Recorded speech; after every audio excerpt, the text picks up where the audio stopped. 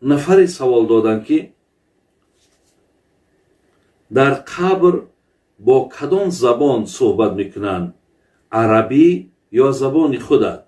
ин хеле муҳим аст, фақат ба шумо боварӣ дорам. гуфтааст нафаре ки ман номамро иваз кардам. барои нома иваз кардан оё ман ягон гӯсфанде забҳ кунам ва дар гӯшам аз он гӯям? мақсад барои мо як маълумот медодед. 5 сол мешавад ки дар русия кор мекунам, дар мағозае ки нӯшокиҳои спиртӣ мефурӯшанд. ман нияти баргаштан дорам.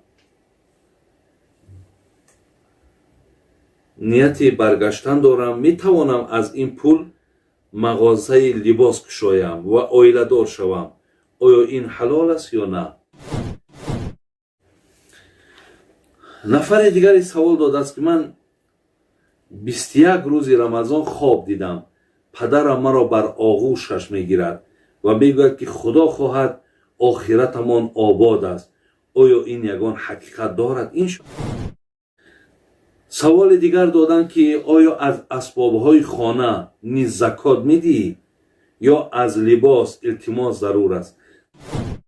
дигар саволе ки доданд, пайғамбарамон дар вақти аттаҳиёт ба ҷои номи худаш чӣ мехоҳанд? бо далелҳо гӯед илтимос. дигар савол додааст, намози таҳаҷҷудро баъзан шаб хонда наметонанд. аз ҳисоби муҳоҷирам. оё ин намозҳои ман қабул ҳаст ё не? сеюм бобои ҳоҷӣ, 5 сол мешавад ки дар русия кор мекунам, дар мағозае ки нӯшокиҳои спиртӣ мефурӯшанд. ман нияти баргаштан дорам.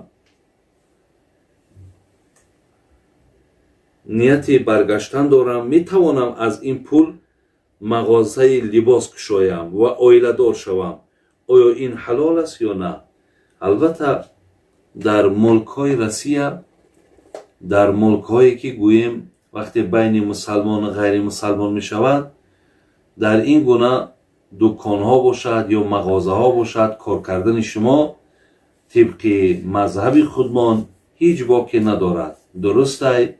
вале боз ҳам бародарони азиз ва гиромӣ, ба ҳар ҳол ҳаракат кунед ки ҷойҳое ки аз шубҳа холиянд, дар унҷа кор кунед, барои шумо боз беҳтар мешавад. вале алҳол ки шумо дар унҷа кор карден ё маблағеро ки ба даст оварден, ин маблағ барои шумо бародарои азиз ҳалол аст. дигар нафаре савол доданд ки дар қабр бо кадом забон суҳбат мекунанд, арабӣ ё забони худат? ин хеле муҳим аст, фақат ба шумо боварӣ дорам.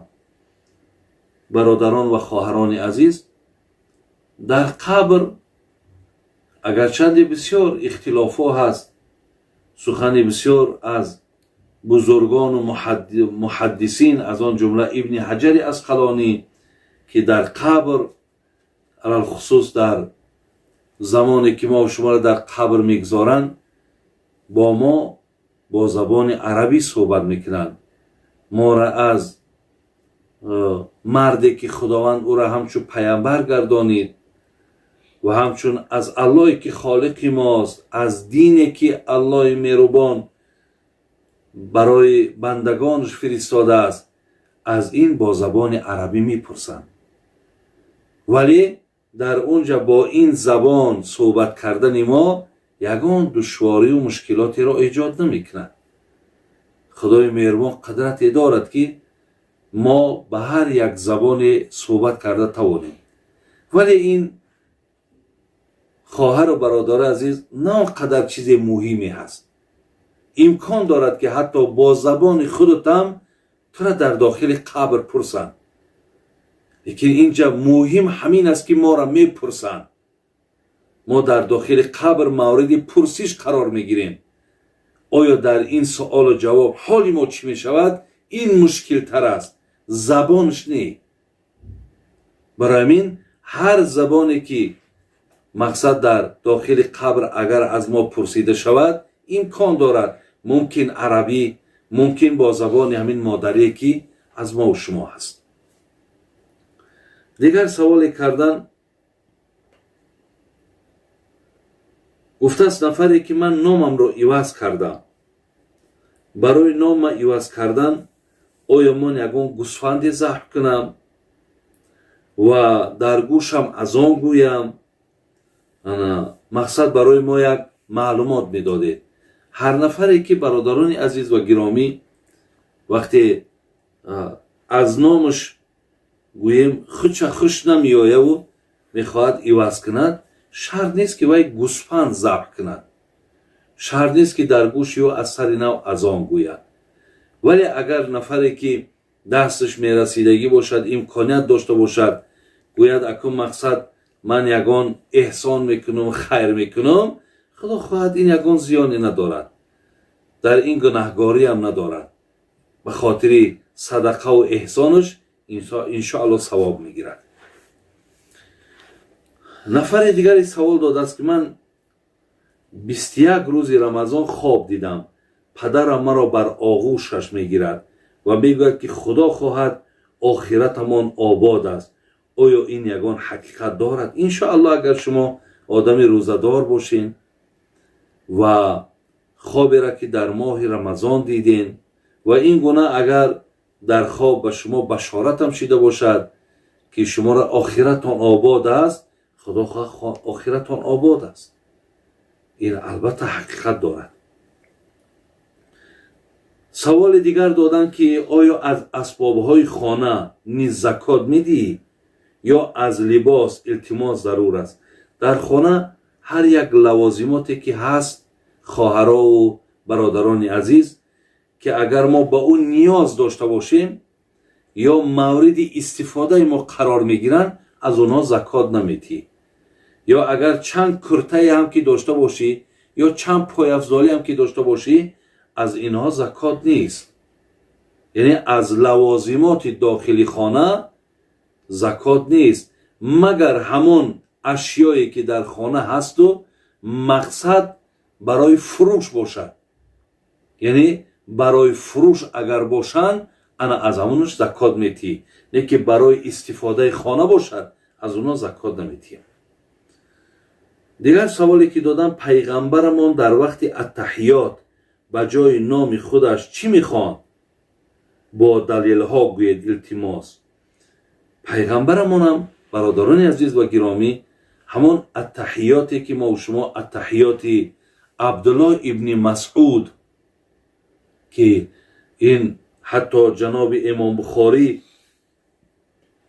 و جناب امام مسلم هم در کتاباشون آورده است. امام بخاری در حدیث 6265، امام مسلم در حدیث 402 همین التحیاتی را که عبدالله ابن مسعود میخوان که یکی از ستونها و پایه های مذهب ما و شما امام ابو حنیفه هست، و گویم که چگونه که عبدالله ابن مسعود میگوید چگونه که آیت قرآن را پیامبر تعلیم داد، همچنان همین تشهد برای ما تعلیم داد و اکثر اصحاب پیامبر هم همین تشهد میخواندن. البته پیامبر هم همین تشهد میخواندن، جای نام خودش هم عوض نمیکردن. التحیات لله والصلوات والطیبه، السلام علیک ایها النبی و رحمت الله و برکاته، السلام علینا و علی عباد الله الصالحین، اشهد ان لا اله الا الله و اشهد ان محمدا عبده و رسوله. انا همین متن تشهد که تشهد عبدالله ابن مسعود میگوییم، هم بخاری و هم مسلم آورده است. برای این پیامبر در جای نام خودش دیگر نامی را نمیخوان، بلکه همون نام خودش هم میخوان. دیگر سوال داده است نماز تهجد را بعضا شب خوانده نمیتونم، از حساب مهاجرم، آیا این نمازهای من قبول هست؟ یعنی البته نماز تهجد برادران عزیز نماز از زمره نمازهای نافله، یعنی نمازهایی که خواندنش در ثواب میگیرین، با ترکش گناهگار نمیشین. هر زمانی که امکان شد بخوانید، هر زمانی که امکان نشد و مانده باشین، خسته باشین، انشاءالله همون خواب تانده هم خدا خواهد شما همون ماندگی که دارین خواب میکنین، همون ده هم نمازی همین تهجد که در نیتاتون هست، در مقصداتون هست، ولی از جهت بیماری از خستگی از خواندن میتونین، شما ثواب همون نماز تهجد میگیرین.